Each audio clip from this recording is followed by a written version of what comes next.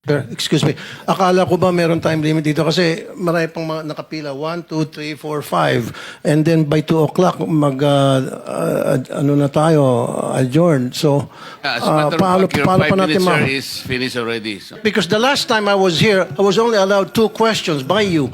And yet, mga kasamahan ko rito, bilang respeto sa mga kasamahan ko, they were allowed na 1 to sawa. Dapat maging fair ka, Mr. Chair. Pag sinabi mong 2 questions, 2 minutes talaga, you have to stick with it. You're not being fair, Mr. Chair. I am fair kasi nandito ka sa... No, kasi nung last time, sabi mo sa akin, 2 questions lamang. Sabi mo 1 question. Sabi ko, tinitipid mo ako, sabi mo 2 questions. And now, pinapayagan mo kahit na ilang questions. Be fair, Mr. Chair.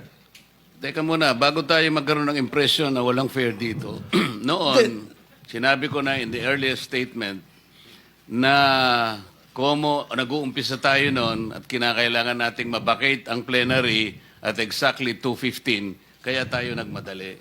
Kaya naman sabi ko sa inyo, pasensya na muna. Ngayon, sa dami ng gustong magtanong, kaya binigyan natin ng tigpa 5 minutes ngayon.